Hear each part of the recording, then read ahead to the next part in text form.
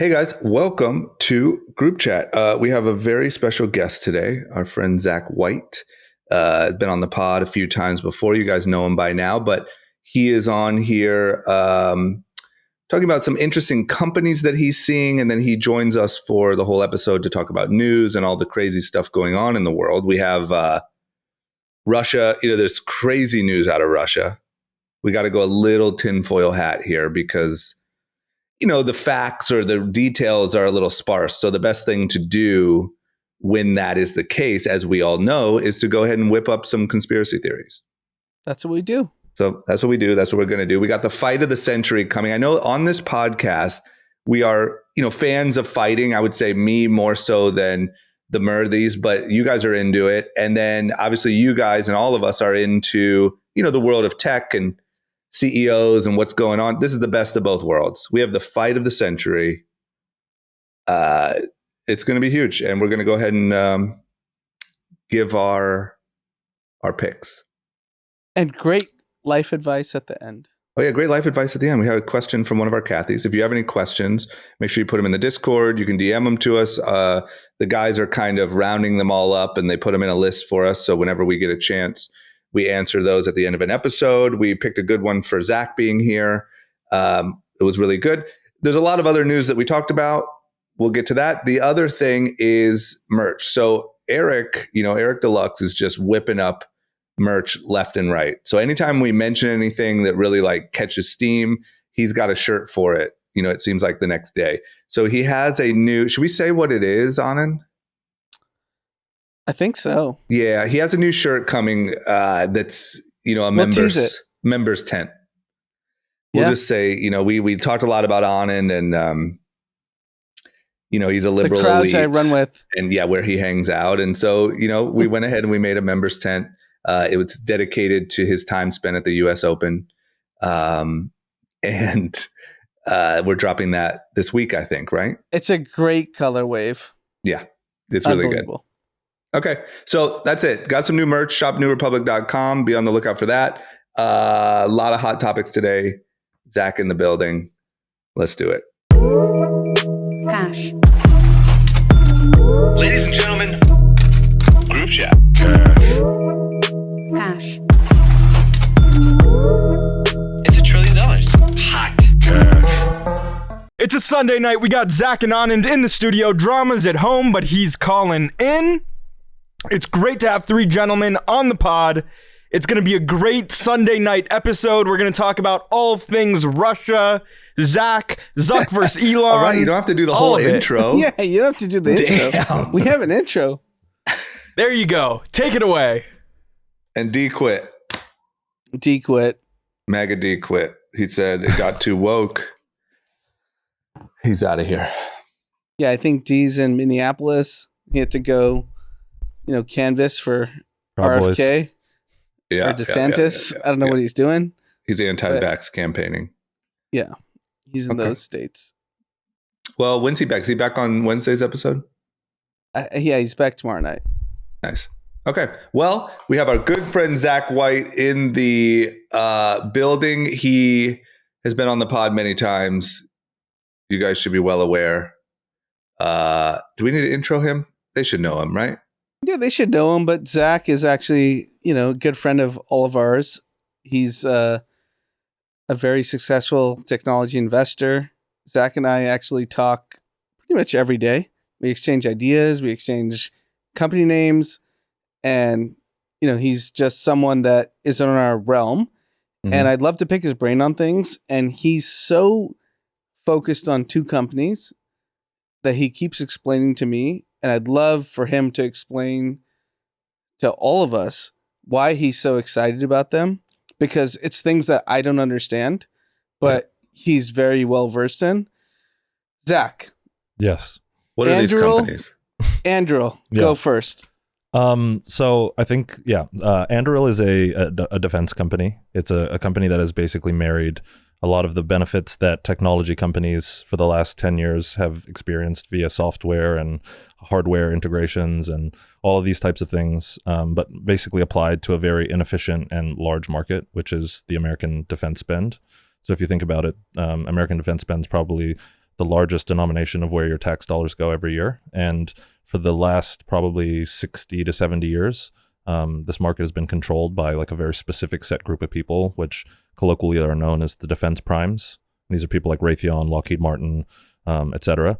And, they've basically had a strong stranglehold on the American defense spend for the last, 50, 60 years. And nobody has really come in and disintermediated them, especially in the way that tech has disintermediated a lot of businesses that we know and love. And so Anduril is probably the first company that's really has a shot to become as big as these like large defense contractors that, run, like basically contribute a huge part to the American economy. And it was founded by a guy who actually started Oculus, the VR company that Facebook acquired. And yeah, it's a great Southern California based company that, I think will do really well in the future. So what's their edge? Their edge is the ability to hire. Like if you think about the traditional defense companies, for the most part, they're unable to hire like the best and brightest engineers because most of those people end up at Google or Facebook or Instagram, Airbnb, whatever.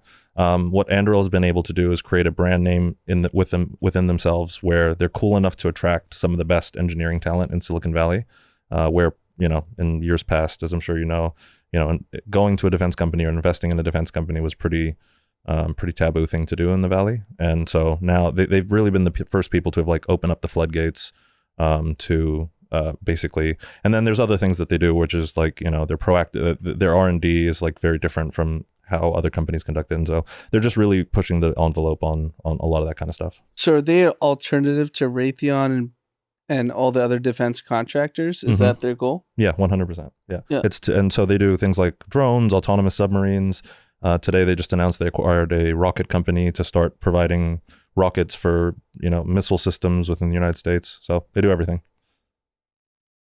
Seems like a tough industry to break into. Like, how do you find a reason for the defense budget to go away from, like, what are they doing better that you would pull money from Raytheon to give it to someone new? Like, don't they seem pretty locked in?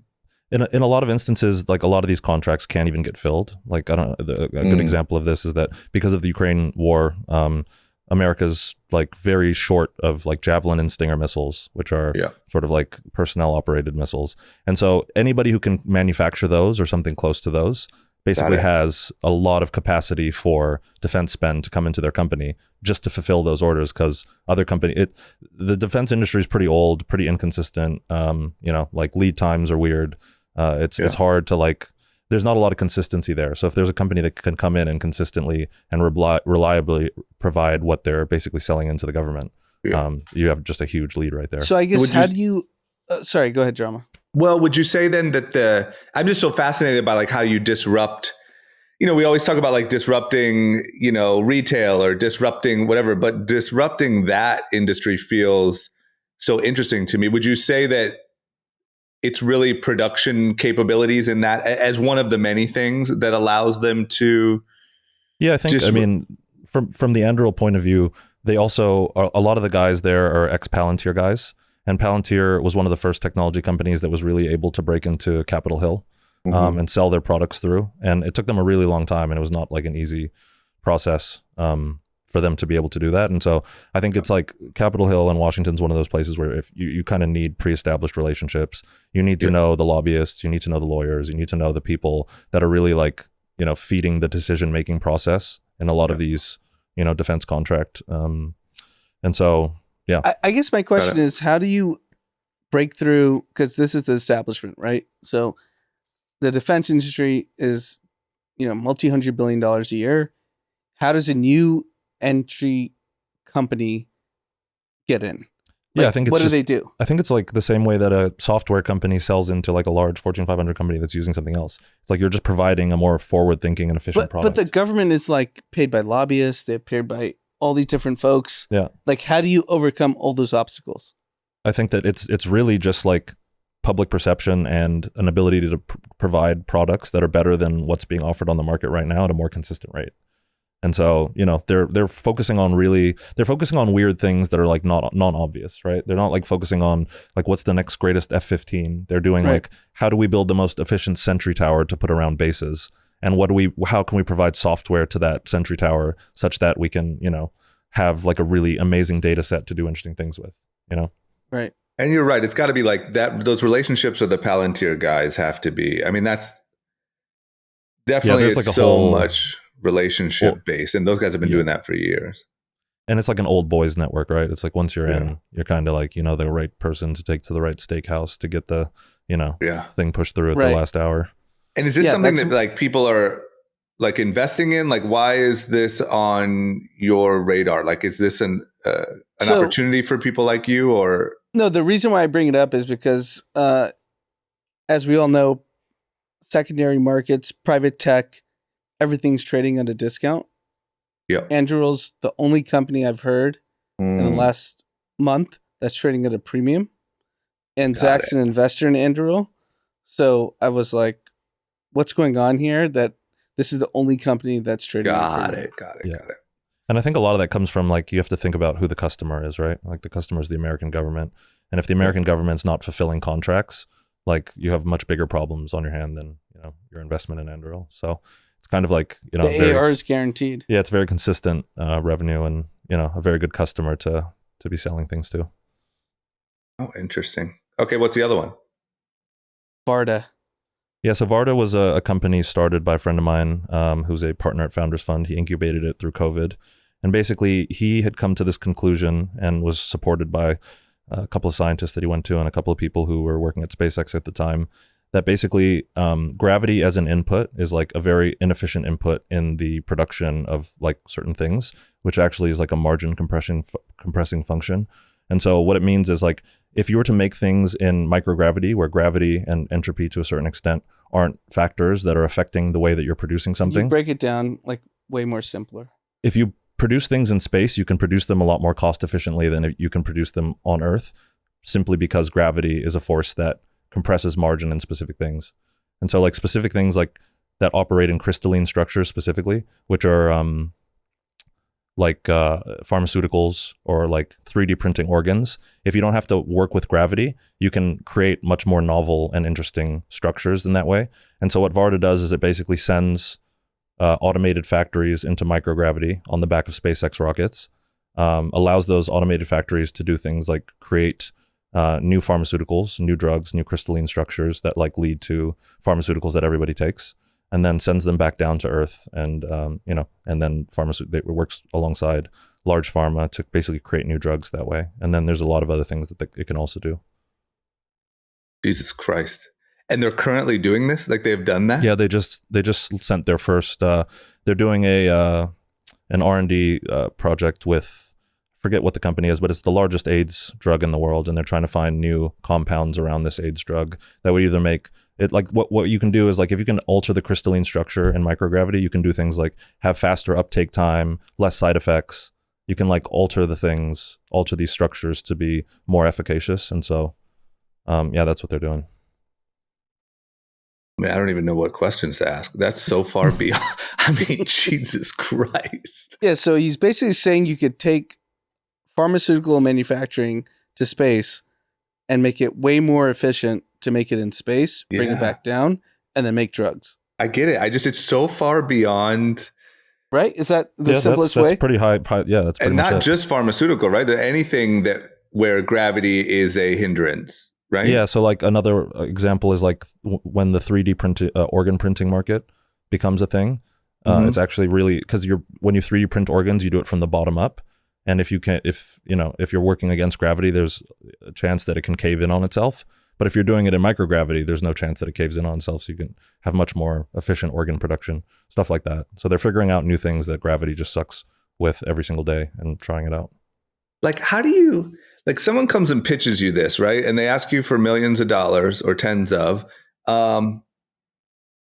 like, how do you know this isn't just bullshit? Or these people aren't like just high coming up with crazy, like, how do you check this out to make sure? Yeah. So like the guy the co-founder is like somebody within Founders Fund who spent a lot of time, researching this specific idea and going to scientists and people working in space to like really vet this idea. And then his co-founder was the guy who basically led the SpaceX autonomous rocket program. So he knew that from a technical standpoint, from like a rocketry standpoint, it was completely possible. The thing that was really just the thing you had to figure out was, could you produce pharmaceuticals in space? And that just took, just like a slight leap of faith. That makes sense. So it's not Elizabeth Holmes running this thing. Yeah. No, I'll give Zach credit because he's been talking about both of these companies for the last 3-4 years to me, and I wasn't smart enough to get it. Yeah. And I see why now. Like one of the few companies that have up rounds in 2023, and they're thriving and they have so much excitement around them. And congrats to you, Zach. Thank you. Are they both doing up rounds? They both did up rounds in the last Wow. like 3 months. Because that's the other big news going around, like in the investment world, is this secondary market thing that's happening where there's, a lot of... Oh, it's a disaster. Yeah, do you guys want to talk about that? I feel like that's a good thing up both of your alley that is interesting. Yeah, basically every late stage company raised in 2021 that didn't go public. So if you went public, you're fine. Yeah. You went public and you already took your medicine. But if you didn't go public in 2021, you basically are worth 70 to 80% less than your last round. Yeah. But you raised so much capital in 2021 that you don't have to take your medicine yet. Yeah. But everyone knows your company's not worth what you think it's worth. Yeah. And so it's a game of chicken between investors and founders. Yeah. And it's unclear where it's going to settle because, we both roam in the secondary markets. Companies are trading 70, 80, 90% down from employees and founders, but the actual company isn't taking that valuation down, if that makes sense. Yeah. But they're just waiting till they have to raise money next time. And it's going to be in that ballpark, right? Yes. Yeah, 100%. If your public comp is 80% down, you should be 95% down. Yeah. So is this a window of opportunity where people are willing to get rid of shares for that low, or not necessarily because you don't know how much worse it's going to get? Well, I think if employees want to get rid of shares, this is their last chance of liquidity because there's going to be a predatory round that's coming, which basically cramps everyone down. So there's got to be like a couple good buys in there, right? Yeah, no. There's got to be like a couple people that this is like specific people who spend their whole lives, like basically, because like what's interesting about this is like the dislocation is across a whole market. It's not necessarily across individual names. There are certain things that are higher, certain things that are lower, but by and large, like everything is completely fucked. Even companies that are here for the long term, and so there's definitely even Stripe's fucked. Like Retool's fucked. Like there's all these, relativity space. All of these companies have just gotten completely fucked in this. And so I think that if you're the discerning person who can, has like the inside track on these companies and can go and talk to the people who founded these companies and really get a sense of where they're at, you probably stand a really good chance to make a lot of money in the next 5 years. Yeah. If you can, be thoughtful about what you're doing. There's definitely buyers in this market. It's not like it's just free falling. No, there's definitely people interested. Yeah. But it's also who's going to be where in 5 years, right? Zach and I have both been pinged by a lot of people that have interest in buying, but the problem is it's a falling knife and the price keeps going lower. Yeah, just anecdotally, I was working on a deal that, I think probably fell 30%. Like the price of the shares that I was working on fell 30% from the time that I started it to the time that it like made it to the lawyers, which was like 2-3 weeks. I think it's the same company, right? Yeah. Man, it just is so interesting to me because there are definitely going to be those companies that 5-10 years from now are worth, an insane amount. Like some are going to survive and do well, and but it's how do you pick? How do you know? I guess you're right. You got to know. You got to have the inside info on what they're up to, how they're looking at it, and make your bets. Yeah, venture capital is the one market where inside information is like actually highly recommended. So yeah, venture capital is legalized insider trading. Yeah, that's fun. That's why it's like part of a VC's job to like go to all the fun shit.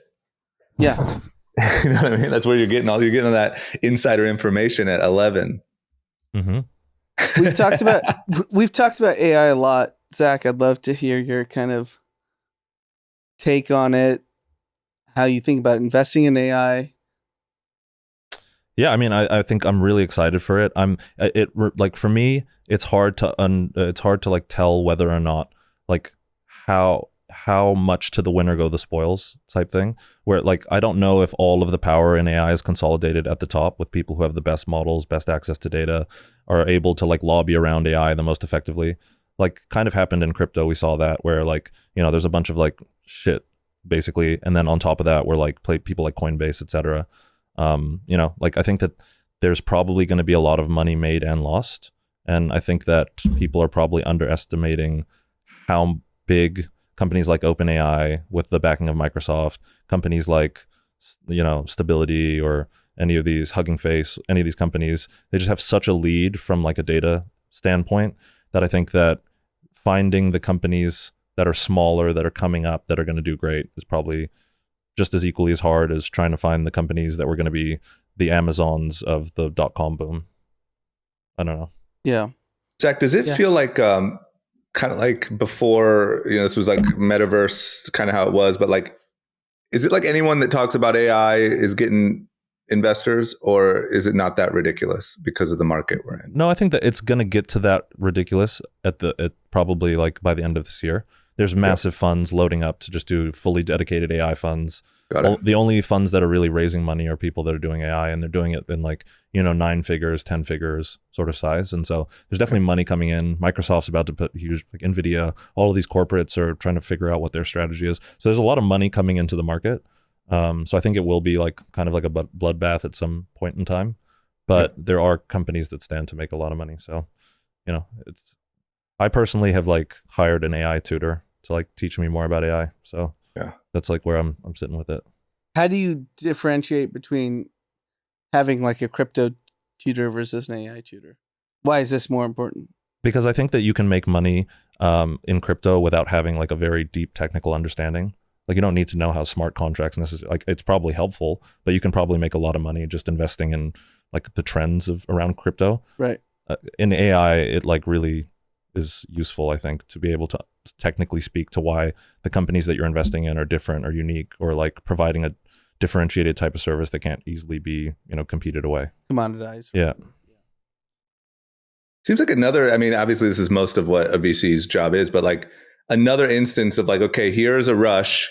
There's going to be some massive winners, and there's probably going to be a shit ton of losers. Mm-hmm. And like placing bets now, I don't think AI is like the metaverse or NFTs or, some of these other things. Obviously, I think we all agree like it's going to be a massive part of the future economy.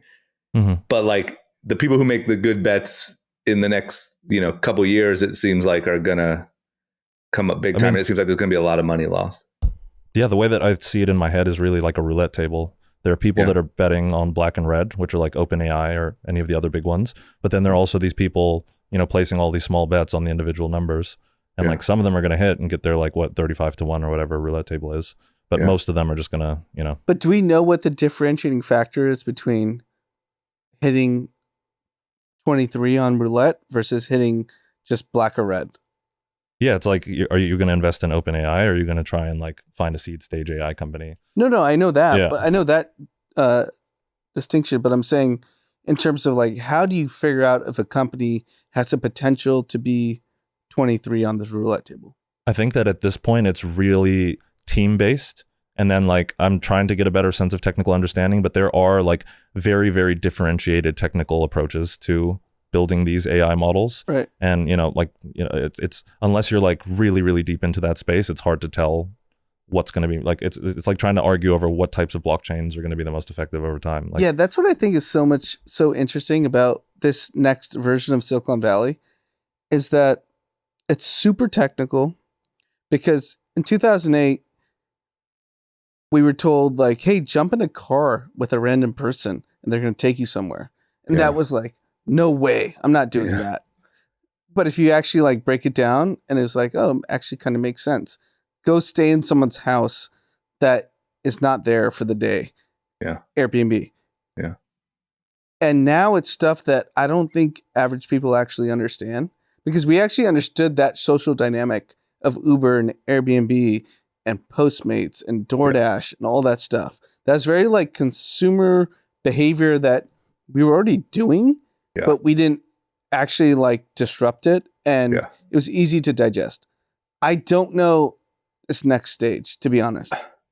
Yeah, I think that's like more like the internet, right? Like, I mean, the internet, or the idea of telling someone, hey, you're going to go on this website on your computer, you're going to buy your toilet paper there, and then somebody's going to show up and give it to you. You know, saying that 20 years ago or whatever would have been unimaginable. And most people still don't understand how a website works or how the internet works. You know, like it feels like a much larger piece of the puzzle. Yeah. So do you think AI is more kind of the infrastructure that we just don't actually know and just happens? Yeah, but I think that there's going to be like a high level of interactivity with it for like the average person too. Like at a certain point, like you're never going to go on and to Google Flights and try to book your own flight. You're just going to explain the exact route you'd like to take, the relative price range you'd like to have, and like what dates you'd like to go, and it'll just optimize whatever that is. And so I think that like people will have to interact with it, but people's technical understanding of it are probably going to be completely just like, they're just going to be like, oh, it's like a robot, whatever. Like, I think it's kind of like the App Store, like explaining to someone you're going to have a phone, not Uber, but like there's even going to be a phone where you download an app, and that app will let you push a button and call a car. You know, it's like it's like this higher level thing. Like Zach said, the way it'll manifest itself, to my best guess, is the way you booked your trip was totally different than it was a year ago. But how that actually happened and whatever is, you can't even begin to wrap your head around it as an average person or me. Yeah, and I think I think the simplest way to think about it is like large language models are the app store, and what's built on top of large language models. Can you explain what that is? Large language models are like artificial intelligence models that take these large data sets and basically learn from what these large data sets are telling them to be able to provide a consumer-facing product that you can interact with. Like that's what ChatGPT is. That's what ChatGPT is an example of a large language model. Yeah. OpenAI have been basically collecting data for like 5 or 6 or 7 years to be able to provide you like the interface that you can go interact with and have this wide variety of information, like pushed to you in a very specific way.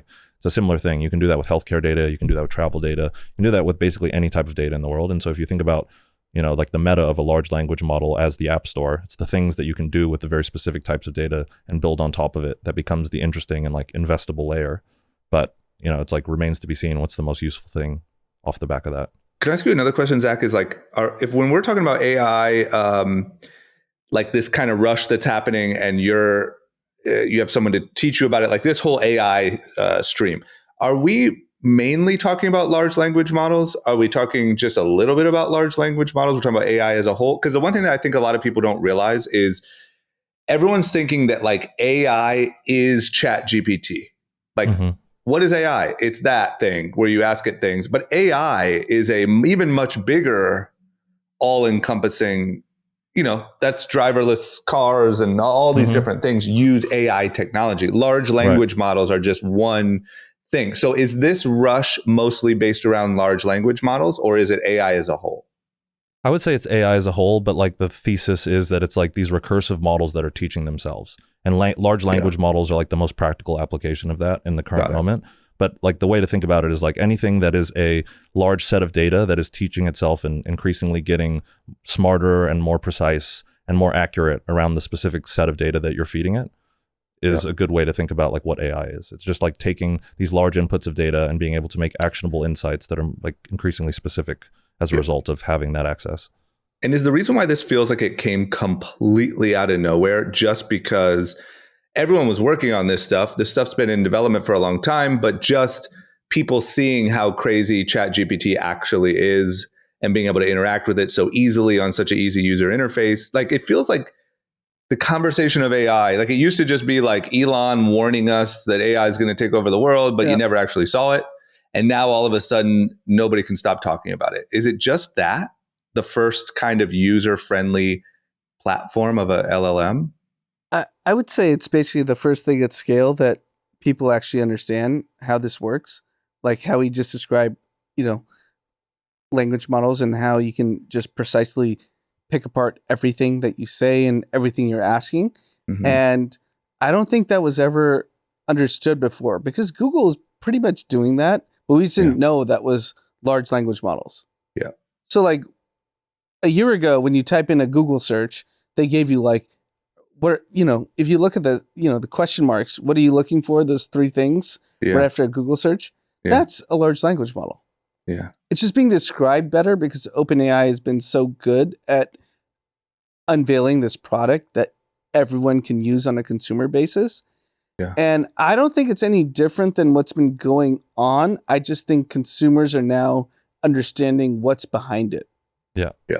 Yeah. These like types of models have always existed within like technology platforms, like things like surge pricing is an example of this. Things like video suggestions on YouTube is an example of this. I mean, DeepMind was bought by Google in 2014. Yeah. Yeah. YouTube has been doing this since 2014. Yeah. Yeah. I think actually the most consumer oriented like version of AI that people have probably been interacting with for the longest is probably like products like Waze, Google Maps, etc., that are just consistently giving you like better routes as a result of like understanding of traffic and how people are reporting things, etc. But like to Anand's point, the underpinning of the technology has never been properly explained. And even then, the consumer interactivity with like what the AI of that all is not very high. Whereas OpenAI really felt like a conversation and you were kind of breaking the fourth wall into like, having a like parasocial relationship with technology. Yeah. And so I think that was the thing. It like OpenAI really like pulled on people's like heartstrings and emotions around like, how do you feel about technology, right? And I think isn't that was interesting? It's so interesting to me. No, because OpenAI basically unveiled what actually was happening in the last 15 years. Yeah, it's kind of been ramping up to that. Like but then we've there was all this been moment. controlled by technology and algorithms and all this stuff. And OpenAI basically made everyone realize like, oh shit, we're just like robots. Yeah, I mean, aren't like everyone's been talking about the Facebook and Instagram algorithms for years now. Isn't that like sort of a cousin of AI in a way? 100%. 100%. It's just weird to me. This is what's so fascinating about just humans and the way we work is when ChatGPT launched, it went to like, okay, so everyone's now like the people that are scared of AI, the people that are pro AI, is the government doing enough about AI? All the investors are getting pitches for AI. Everyone's new company has integrated AI. But it was just this like where AI more like finally became a commercial buzzword, product. but we've been ramping up to it for years. It's just so interesting. Yeah, because I mean, I just said this like kind of a few minutes ago. DeepMind was the first AI at scale. Yeah. And Google bought them in 2014 for $400 million. They had 60 PhDs. We knew the founder, Mustafa, and we spent a lot of time with him. And it basically made YouTube into this like unbelievable creator of telling you what you want to watch next. Yeah. Yeah. And they've been doing this for the last 9 years. Yeah. And it's just companies like Waymo and like all the self-driving shit, and that's all exists. Yeah. They've been around I think forever. OpenAI is just basically the first time that commercial people got to see it because of ChatGPT. Yeah, and I think maybe because it was also always working. It was always working in the background of all the things we use.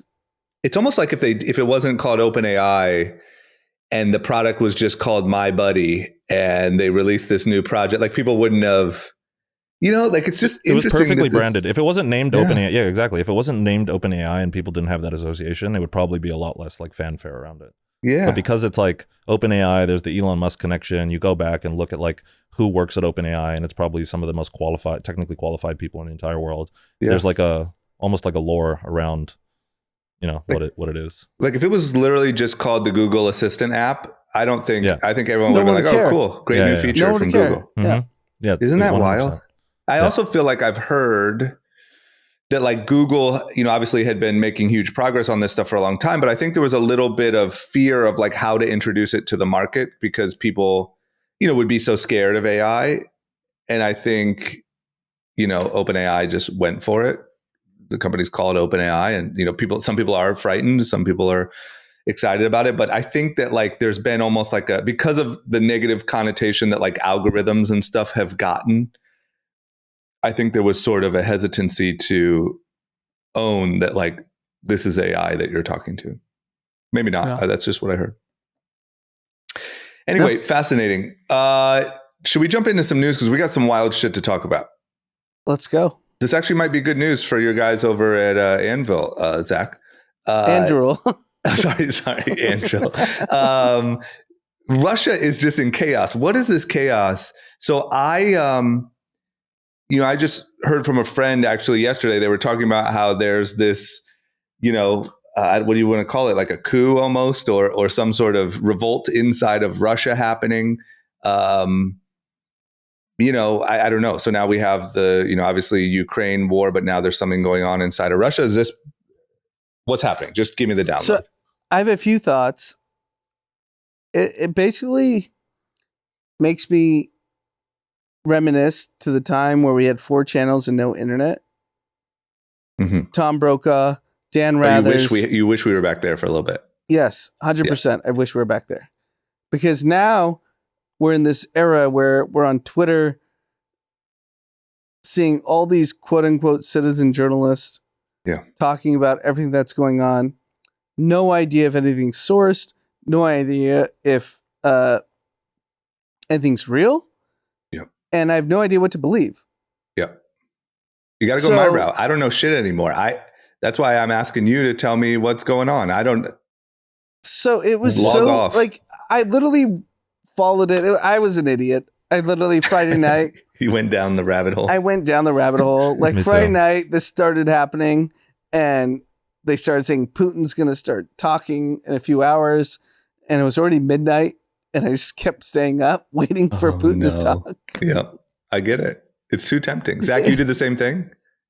Yeah, I did this. I mean, I think like the context of what's happening is there's like Russia outsources a lot of their fighting to a third-party private military contractor called the Wagner Group. And it was actually started by one of Putin's caterers, who's now like a $6 billion guy from this. Basically, there's been an increased abrasiveness between them, those two guys.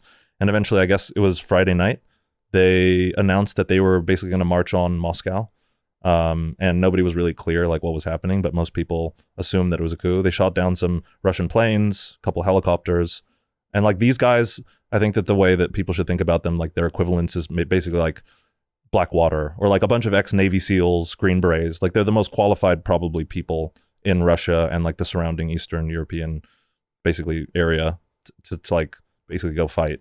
And Putin has used these people kind of like indisposably across like these weird Russian conflicts in Africa and Southeast Asia and all these other places. And stuff like that. So they're not the guys like necessarily on the front line in Ukraine. It's more like they're super on the front line. They're like the Navy SEALs, but they don't. But they're an arm's distance from Putin, so they're able to like do things that the normal Russian military would not be able to, because they're technically not Russian military. Got it. By all intents and purposes, mercenaries that fight alongside them. That's equivalent of Blackwater, right? Like Blackwater can go to Iraq and do things that the U.S. military can't do. Yeah. So it's like Blackwater these are a bunch of like Russian Blackwater guys basically rushing on. And then, it kind of just like fizzled out. I think that the guy who owns the group basically got a call or text from Putin and was just like, hey, like if you want to keep living life, like I would turn around. And that's basically what happened. And now he fucked off to Belarus. He's somewhere like hiding in Belarus. And he's probably going to die any day. And the Wagner do we know group, why? Like what was the core of his? They had just been like increasingly, there's like, I don't know. That's like the thing that's hard to pin down. Like, yeah, because the rumor is that he was 200 kilometers away from Moscow, and he already like covered so much ground, and then he just about-faced abruptly and said, "I'm out." And then everyone in Wagner had to sign contracts with the Russian military, so they're like all contracted Russian military now. So, and where was he communicating? Like, where was Wagner Group guy? He's been in and out of Ukraine, Russia, Belarus. Like he's just been all around. I mean, where were we knowing his whereabouts? Like, where were we knowing he was 200 kilometers from Moscow? Nobody knows his whereabouts. The 200 kilometers from Moscow was the battalion of the guys. The guy who owns it all has been like MIA for a hot second. So if you want to do tinfoil hat, where do you go? Yes, please. If I want to go tinfoil hat, where is he right now? No, meaning like what happened? Who funded this? I don't know. My favorite, I actually don't have like a horse in this fight, but my favorite one is that the CIA like slid him a bunch of money. That's the obvious. Yeah. That's the obvious answer. And then like however much money they paid him was not as scary as what Putin said to him. And so he was like, fuck that. Yeah. So what's funny is, I mean, not funny. What's crazy is former CIA head David Petraeus said today, a couple hours ago, I would be very nervous for Prigozhin, who's the guy that was the head of the counteroffensive, to be near an open window. Oh yeah, he did say, because a lot of because a lot of Russians fall out of windows. A lot of Russian people fall out of windows. They're clumsy. It's weird. They're a clumsy group. They're a very clumsy Russian group. politicians, a lot of Russian politicians buy windows. They're very clumsy. Can't be But also near a I feel window. Because who knows? I mean, I feel like the CIA could also, if they were working with this guy, you could just toss him out of a window and no one's ever going to think you did it. I don't know. So if you were to do deep state, what would you say, Drama? Like, CIA clearly funded this operation. So deep state. I'm just saying, like, No, I'm trying to take think. political beliefs aside. The deep state kind of propaganda would be CIA They funded turned him. him, got him to the brink, and he turned for some reason. Yeah, Hunter Biden was in there And somewhere. what happened that he turned? Putin was probably just like, I'm going to murder your entire family and everybody who's ever been associated with you if you just don't stop. Because this guy literally has $6 billion. He's like a billionaire. Like, he's not like somebody like who's easily pushed around by all intents. He's a billionaire with a private army. It's But like, think about, he did the speech. He did that like that Twitter video or whatever. no, Telegram. Telegram video Yeah, he did a Telegram that went video. viral. Yeah. And he was so passionate about pursuing what he thought was right. And he got to the brink. What did he think was And he right? turned Like around. this, like the war is stupid. Yeah, he's basically No, saying, he was saying that the Russian military guard has been corrupted. yeah, corrupt. Yeah, that okay, he's okay. fighting alongside a corrupt force. Okay. But he was also, didn't he say some things that were that the war was pointless? Yeah, and, he was like the one person that could get away with talking shit about the Kremlin, which was weird in the first place. God, this is good. I love this. But like, type of I would shit. highly recommend any listener of this podcast to go look at that guy's background. One of the most interesting backgrounds of all time. Yeah, he was a hot dog stand. No, he was a thief. He 9 years in jail, came out, started a hot dog stand. Yep. Went from a hot dog stand to serving food to Putin. Went from serving food to Putin to being like the #1 caterer in Russia, billions of dollars a year. And then he started a private army, and now he's worth like $6 billion. It's like the craziest story of all time. I'm just concerned that, It's so, man. I don't know. I mean, we can go tinfoil as much as Go a we little want, bit. Go but down the road a little. What are you concerned about? that the CIA thought they had him as Yeah. someone that could overthrow Double agent. Putin, Yeah. and then he turned on the CIA. Yeah. But you got to try something different now. I mean, But the CIA was probably looking at that and was like, oh my God, this is the highest ROI investment of all time. If Russia Yeah. collapses because of civil war, and it was Right. just because we helped out the Ukraine for like 8 months, best investment. yeah, of they're all probably like, time. that was too good to be true. What else we got, yeah. Jim? Yeah. Yeah, it's like That was like basically an MLM it's scheme. like angel investing. Yeah. They're angel investing in Russia. In the fall of Russia. Yeah. Oh, Like, it could be man. Uber, or it could be Yeah, any of the something others. else. Yeah, it's so fascinating. That's what's wild is like you just have no idea. There's so many moving parts and so much mystery. And Russia, we don't really know what's going on. So like, we have this whole war in Ukraine and we're talking about nukes and we're talking about, oh my God, we could be in World War III, or this fucking Wagner group guy could just start a civil war and the whole thing is over like tomorrow. Right. It's just, oh man, the amount of stimulation in any given day's news is just wild. Yeah, there's no stoppage of content. Yeah. The time to be alive. Yeah. All right. Well, let's keep an eye, and I would love to continue the tinfoil hat conversations because this is a good one. Here's a good one. Elon Musk, Mark Zuckerberg, fight of the century. I mean, so just to do a little backstory, if you haven't heard of this at all, Elon said on Twitter that he would, I think he was ripping on Zuck for the Twitter knockoff platform, right? Mm-hmm. Then someone responded, whatever. He said, hey, if he wants to fight in a cage match, I'm totally down. Everyone sort of got all riled up about that. And then Zuck responded and said, send me location, which is a famous Khabib line. Khabib line. Yep. And so the MMA community was like, what? You know, he's obviously an MMA dork. And so then everyone now goes crazy. Then Dana White gets involved. He has full Zuckerberg, Elon, fight of the century t-shirts made. He claims that he's talking to both of them and that they're both very serious about it. I mean, I don't even know where to start. Let's start with this. Do you guys think there's any chance that this actually happens? So I want to start with the send me location because I think that's pretty relevant to the conversation. Yeah. The fact that you guys both, I didn't know this, that's like a Khabib line. Yeah. Famous Khabib line. And It's a famous, in the MMA community, they take their pride in how they work on their craft. So the fact that he's willing to say that means he's accepted by the community, correct? I would say so.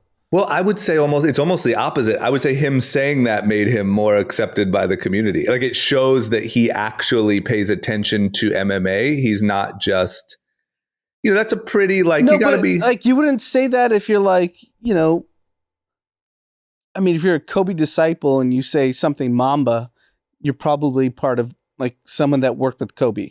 Like Kyrie worked with Kobe and he can say, I can talk about Mamba. You know what it's like? It's like if your grandpa was like struggling to get up the stairs and you were like, oh man, good job. And then he turned to you and said, Mamba mentality. You'd be like, oh shit, Gramps gets it. It's like But that. you don't think it's deeper? No, I think he's just a nerd of the MMA world. I think anyone who knows MMA like decently well knows that because I didn't know that. I thought it was just funny that he said send me my No, and the context around that saying is really interesting too. It was when Khabib was fighting Conor and like the fight was coming up and Conor was talking so much shit that Khabib was like, fuck the fight, like send me your location now because I'll beat you up before the fight and then we can still fight. It was just like a gangster moment in MMA history. And I think that to the MMA community, it was like, oh fuck, he really is a fan. Us. Yeah. Because it's like a pretty nuanced moment, I would say. Okay, so that means Zuck's accepted in the community? Yes, is that right? I would say that got him some major points. I follow a bunch of like MMA highlight pages and stuff, and they're all posting Zuck training, Zuck choking people out. Yeah, I would say, he's. I would say this. I would say Zuck is more accepted in the MMA community than Jake Paul is in the boxing community. That's my hot take. 100%. Wow, that's 100%. That's pretty crazy. Yeah, 100%. He got the Joe Rogan stamp of approval. It's all good from there. Yeah. So, what's the percentage this happens? I think pretty high. Yeah, I have heard that this is high likelihood going to happen. 100% for charity. Pay-per-views go to charity, and that both parties are super interested. What is this? Oh man, it'll be the biggest pay-per-view of all time. People are saying that it'll be like like the viewership will be similar to like a World Cup group stage or like the Super Bowl or something. It's gonna be huge. It should be. So I got to be honest here. I don't know. I think you guys are both on the other side, but outside of fighting, I'm more an Elon guy than a Zuckerberg guy. I don't know I know where you stand on, and Zach, I'm not sure, but I don't think this looks good for Elon. I mean, Elon getting beat up by little Zuck. Elon's not going to be a good look. He's going to get killed. He's going to get smoked. And everyone's saying, oh, it's a 50-pound difference. Doesn't even matter. Zuck is trained. I started to do that too. It's equivalent of like being at a bar fight and you see the little guy that actually knows how to fight. Yeah. And some big guy comes after him and he just fucks him up. It's such and a Zuck difference. is like extremely physically fit. Like if it goes longer than 2-3 minutes, there's like a very low likelihood. I actually texted, I think I texted you guys this. Do you think Elon could do 10 push-ups? Yes. Oh yeah. But not much more. Probably not 20. Yeah, not 20. But my under over that's is what like we were 15. talking about. Yeah. We were talking about this during our little break. Can he do 15 push-ups and 50 jumping jacks? It's a fine line. Like we're getting really granular here. You're on the edge. Well, my point is, Zuck's out here doing the Murph in 39 minutes. I know. That's insane. Which is literally wild. puts him in the top 2% of the entire world. Right. Yeah. No, 1%. Yeah. No one could do that. Yeah, it's fucked. It's actually that like the average fit person does it in like 55 minutes or something, like 53 minutes. Yeah. And look, before we were recording, I also tried to go down the big guy lane that the weight, it matters, but it isn't going to matter. I think that the other thing is that So look, all Elon would have is like just brute force and trying to lay Correct. on the guy. But like even like I don't think Elon knows how to But throw a Zuck can punch. get out of that, right? He doesn't know how to throw a kick. Zuck is being trained by like the number one jiu-jitsu guy and like number one Muay Thai guy in the world, like at his home gym every single day. Yeah, that guy Mikey, Yeah. the Italian dude. Yeah. He's the number one jiu-jitsu guy in the world. Yeah, he's fucked. And This he's is like bad. doing Elon's private gotta bail lessons with out. Zuck. Yeah, I think Elon got in over his head here. I think he likes to he'd get go smoked. for. But the Andrew big Tate did tweets. say he would train him. But Andrew Tate's going to jail. Yeah, from Romanian jail. Yeah, from Zoom. Yeah, I think Elon got in over his head here a little bit. Didn't Elon hurt his neck wrestling? Sumo wrestling. Yeah, so he's made this mistake before at his birthday party, right? So Elon famously fought a sumo wrestler at his birthday party and had to get neck surgery. Right, he slipped a disc. Oh man, he's got to bail out. Okay. All right. Next up, our favorite. I wish D was here for this. The favorite brand of the pod. I will say, Zach. D on the last episode he was on said that everyone should stop talking about AI because it's stupid, and they should talk about this brand or business because this is where the real action is at and where the real money is to be made. That business is Ozempic. People are all over it. We talk about it a lot on here. And apparently now, one of the things we talked about on the last episode was that you have to, do an injection to use it right now. And, that's a little bit of a barrier to entry. I think a lot of people are freaked out by that. I think it's, it seems a lot more serious. Apparently a pill form of Ozempic is on the way. What do you guys think?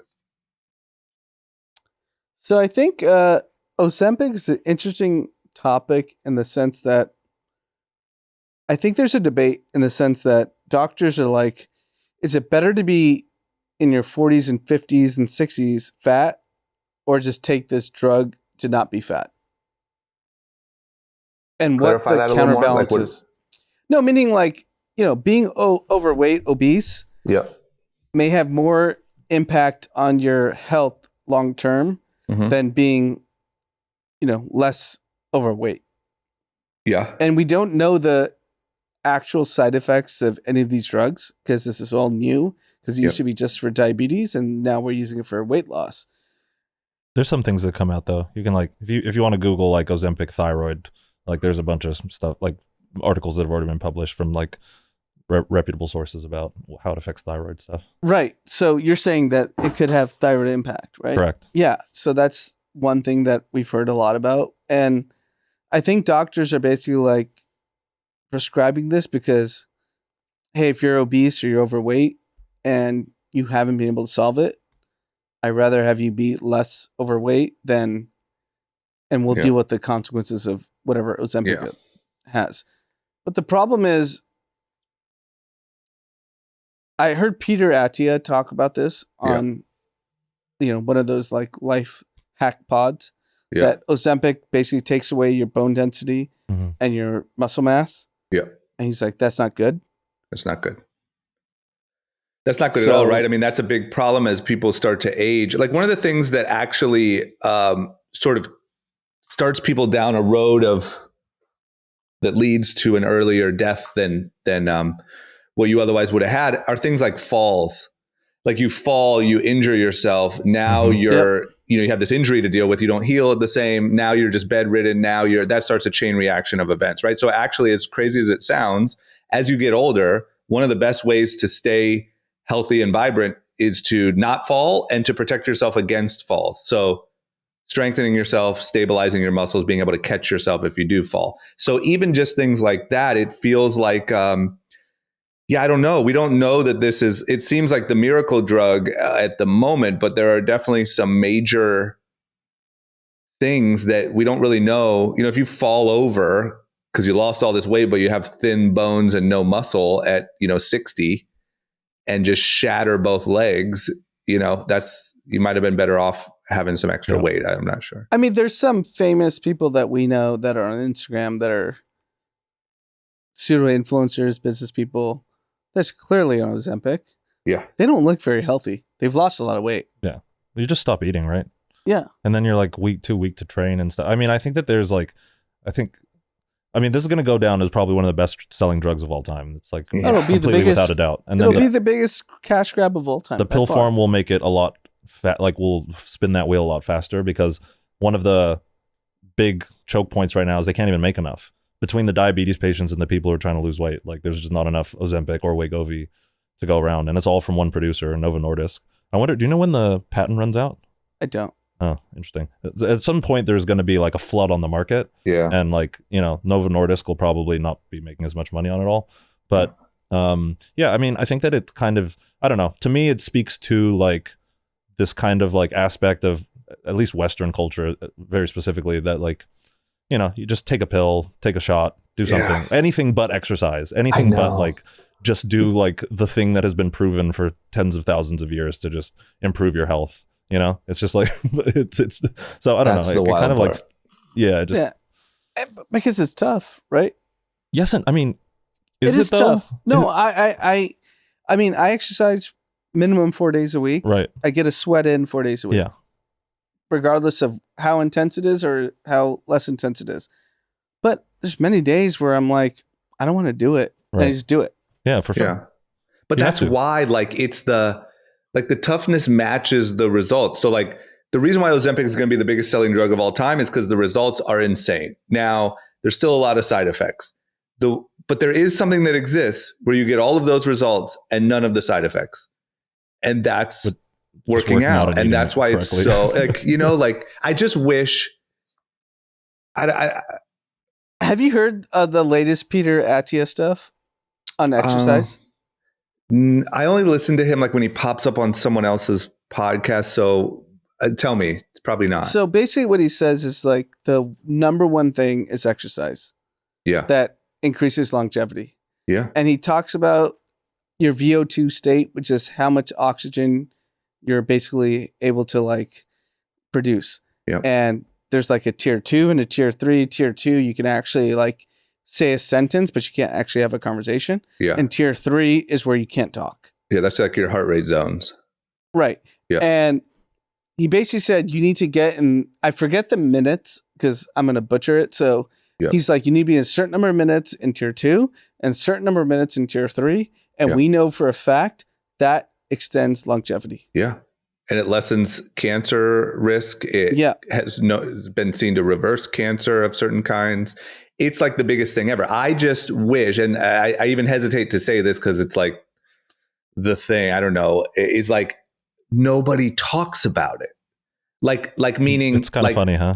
Yeah, like we don't, we see that the biggest advertisers on TV are all pharmaceutical companies. We see that it's like everyone's searching far and wide for the solution. Maybe it's Ozempic, maybe it's, and like we just went through a pandemic where the largest killer was obesity, Comorbidities. Yeah. and comorbidities, right? And there's one thing that is known to help all those things. And insane. I think there's probably going to be a lot of people that take Ozempic and there's other side effects, even if those side effects aren't like, dizziness, vomiting. The side effect could be that you're frail and have no bone mass at 60 and you fall over and, your whole body shatters. But that's actually like an interesting point that people don't understand. Like exercise actually matters. Mhm. It changes so much in your mental health and your biological health Yeah. and everything. But a lot of people just want to take the pill and just get skinny. Yeah. And like getting skinny isn't the solution. No, it's like an aesthetic choice, not a like a health choice. No, because if you actually exercise, you feel so much better. I mean, I could tell you so many times I've been in like pretty depressed states and I go for a run and I feel better. Yeah. I would say the way that you visually look to other people is one of the smaller reasons to work out. Yeah. You know what I'm saying? Like I work out for myself. Yeah. Like 'Cause I feeling feel better, better feeling after. less tired, feeling mentally better, living longer, less risk of disease. And but like, it's really like and you look great is kind of, to me at least, one of the lesser reasons to even do it. 100%. No, 100%. Yeah. But look, I mean, I get it. This is the world that we live in, especially here in America. And this seems like the best solution to that problem that we've had. I mean, ever, it feels like when you talk to quick, take a pill, what can actually make you skinny? What else has been? Yeah, the problem is comparable? we're not solving Anemia. anything of the underlying Yeah. problems, right? Yeah, no. We're just no. making people aesthetically look better. Yeah. Yeah. It's also wild when at this point, I don't know exactly who's on Ozempic and who isn't, obviously. Everybody. Exactly. Everyone. But I think that that's the perception. I think if you're a kid, if you're 16 years old, because I think that the Kardashians have talked about it or someone's talked about them being on it. And I think Elon. that Elon's Right. talked about it. Yeah. And so, but what I'm saying is, I think if you're a young person and you look at any celebrity who, is who we look to or young people look to for sort of culture guidance, you don't assume right now that, they must have got a great trainer. You assume first, they must be on Ozempic. I think Mhm. that's what's happening. Yeah, 100%. That's wild. Okay. All right. That's all we got.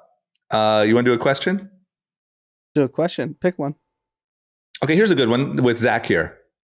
We may have done this one before. I don't remember, but I do want to hear Zach's take on it. And then and you and I don't remember, so we could just have a different take if we have done it before. At Julie.Alvarado asked, plain and simple, advice to 20-year-olds. What do you guys think? Don't take Go for Ozempic. it, Zach. Yeah. I mean, don't take Ozempic. Although a lot of 20-year-olds out here in LA are doing that. But Yeah. Yeah. I would say 20-year-old, my advice to a 20-year-old would be it's kind of counterintuitive, but maybe fuck up as much as possible. And Mhm. not in a way that's extreme or detrimental to your life, but definitely just go out and try a bunch of weird and random shit and fail at it or be good at it. But help that guide your direction in life, if you're consistently trying new things and putting yourself out there, going out and doing interesting things, not just sticking in your own lane, I ended up somewhere where I am now at 30, so far away from where I thought I would go at 20. And it was just a function of just doing a bunch of random shit and whatever stuck, just kind of going with that. And so I don't know. I think that a lot of the popular narrative in, mainstream culture or whatever is to find one thing, get really good at it, hone your craft, be this. But I think that I don't know. I would advise a 20-year-old to be a chameleon and really just go around and try all these different things and see where you fit, see where you don't, and really find what you're passionate about and just lean in. That's kind of how I would approach it. That's great. I'll just piggyback on that because literally before you started talking, the words that came to my mind were try everything. And just to piggyback on what you said, obviously, avoid anything that could do you harm. We don't mean try everything in that regard. But I think that there's this I don't know if it's because of social media or, whatever it is, where 20-year-olds feel like they're all grown up and they have to have a passion and they have to have a calling and they have to have it all figured out and they have to have a label for what they are. And it's you just don't realize how much time you have at 20 and finding a job or a career or a whatever where you fit. I think a lot of people don't find their I think the word passion is a little scary, right? You think I'm going to be a musician or I'm going to be I knew from 12 I was going to be a venture capitalist, right? I don't think so. I think that you find the area where your natural skills best fit and you have no idea what that's going to be. And the only way that you can guess by looking at stuff on social media, that's not going to tell you what the lives of those people are actually like. And until you go out and meet a bunch of people and see what it's like to do these different jobs or careers, there's just no way for you to know. So you got to try it all. No, I completely agree. I think thinking your 20s dictate the next 30 years of your life is actually pretty wrong. Mhm. And you should do things basically kind of out of your comfort zone, whether it's moving to a different city, whether it's traveling, whether it's trying different careers, because we were fortunate enough that we got to we got exposed to so much stuff that was outside of our comfort zone, just given that we were in LA and the people that we knew. Yeah. But I don't think everyone gets to do that. We were just like lucky. And we were able to like kind of find ourselves in this like fantasy land, be like, okay, what's important, what's not. And I think if you're not in that fantasy land, basically go search different experiences and like actually understand like what you like, what you don't like. And, you know, it doesn't matter. Like Travis Kalanick started Uber at 38. Yeah. Yeah. So like, it's not the end of the world if you're 25 and you haven't figured out what you want to do. Yeah. Yeah, I agree. Yeah, I think that's a big, I don't know. I think that it's probably because everyone feels like a rush to have like a public, like what's my personal brand, you know, like, oh, I'm a marketing expert. Here's my podcast. Here's my, you know, page. Like, but there's this like rush to have like a label for yourself so young. And it just, I don't know. Doesn't work I think that like way. the modern day, like personal identity is really tied into who you are, what you do. It's like, oh, are you like, you know, like a very early question on in a lot of like conversations when you meet somebody new is like, what do you do? Because that allows people to like put you in kind of like a box and framework you and like know how to like approach you. And I think that that's, you know, like if you looked at like the 60s, right? Like somebody could like work in a fucking factory, but the way that they'd be defined would be, you know, like, oh, he's like a church going man, good with his family, you know, good with his friend group, right? And like those things are less important now, especially in like a social media charged world, right? Yeah. Because like as soon as somebody looks on your profile, they're like, oh, what does this person do? Like, how are they living the life that they're portraying here? Yeah. And so people really feel like they need to back that up to make, you know, themselves feel validated in a lot of ways. Yeah. And I think that, it's just this weird shift to like having your work be so intertwined with like your value as a person is like something relatively new in the, you know, grand scheme of history. It's like something, you know, it's like, it's not the newest. I think it's also like, you don't have to be successful right away. Yeah. It's actually more most fun. people aren't. Like most people that are really young and are claiming they have their thing, they're just lying. And also like some of my most fun moments were like when I was least successful, when I was like stuck in a fucking foreign country, like not knowing how I was going to get home type shit. Like, you know, like that's the the stuff that really like builds your character too. Oh, 100%. Like draw me get out of this if you want, but like it's 2010 and we basically were at a moment in Young and Reckless. Do we get an order from PacSun or do we not? Yeah. And we're either out of business and we owed $500,000 or we're going to printer. Miami. No, we went to Vegas. It was 4th of July. Yeah. And then the show came back on. Yeah. We were able to tell the printer the show came back on. PacSun gave us the order and we all flew to Vegas. That's literally one of my fondest moments of business. Yeah. Yeah. And like we literally were on the brink of not being able to, we're bankruptcy. Yeah. That's a great story. I would never edit that out. That's absolutely. Yeah. And now both of you are like telling that story with a smile on your face, but like back then it was probably one of the most fucked up things ever. Yeah. And like, back then I it was just feel pure like if you're stress and now it's one of the best times. And I feel like if you're 20, like if you're like being faced with these kinds of moments, like you should actually just like stop and take a moment and like really think about how amazing it is that you even get to experience whatever it is that, you know, is happening. And that joy from that moment of basically being on the brink of bankruptcy to basically being alive is more fun than anything that you'll make in the future of your life. That's why people who like are born rich are so broken, because they never had that moment where they're like, oh fuck, the switch flipped and now I'm like in a different place. They're always just in the same place. And so I would just lean into doing like, you know, weird things. I mean, we literally went to Vegas the next day. Yeah. As you should. It's also like knowing that, like, I think when you get that experience that things can be so bad or stressful or almost so bad and then so good, you know, relatively quickly after is like a good thing to learn young. Right. You know, like you got to survive some punches in the face. Because, and we were young. I mean, you were probably 23, 24, maybe. Not probably even. 23. Yeah. 23. I was 26. Yeah. Like we're really young. Yeah. And we had millions of dollars that we would have owed to people. Yeah. If we didn't figure this out. Yeah. It's just. But I worry that. No, go ahead. Well, I think a lot of people get into like tough or stressful times, and the biggest thing that gets you is like, this is never going to end. Yeah. And I think seeing it end or seeing things turn around once again, either the next day or the next year or the next month, that's an experience that when you were talking about rich kids, I was kind of thinking that it's like they've never had to like dig themselves out of a hole. And so it's so easy to like stay in that hole and not see that you can turn things around, which is such a good feeling. I mean, I want to make it clear, like my entire 20s was basically begging people that we owed money to not sue us. Yeah. That was literally what I spent my 20s doing. Yeah. I'm surprised you don't have From more gray all hair. companies. Yeah.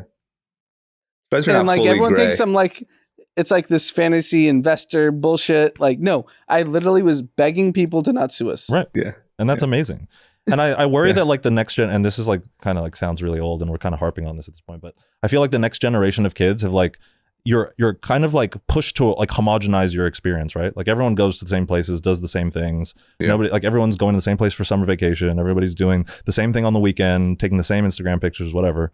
Like when you live such a homogenized experience and you don't get to have like crazy experiences like this where everything's on the line, I feel like it just makes for like a less interesting person. Yeah. And like you should really at 20 be trying to be as interesting as possible. Yeah, I agree. And sometimes maybe you're really boring at 20. You probably should be, but like do the shit now that's going to be the lessons and the stories and the advice you give later. It's funny. I feel like when we were talking about this, like everyone always, this used to be a dig on LA is like, oh, when you live in LA, everyone just asks you, what's your name and what do you do? And like, oh, what a bummer. All anyone cares about is what your career is. But it seems to me that like, because of social media, that's almost just everyone's experience now. Like those are the first two questions. What's your profile and what does this person do? Well, if and you think about like an Instagram profile, like what are the first two things that most people put? It's like name and then it's like DJ, food blogger, whatever the fuck. Like, creative director. Yeah. CEO. Yeah. All right. Well, that's the answer. I mean, I think that's about as good as it gets for a 20-year-old. So if you're asking us that question, my guess is that you probably are feeling some anxiety around what you should be doing. And the answer is you got to go explore and soak up as much as possible. It'll serve you endlessly later. That's it. Perfect. All right. No shout outs, right? Cool. I think we're good. Okay. Zach, thanks for joining us. Thanks for having me. It's always fun. And we'll see you guys on Wednesday.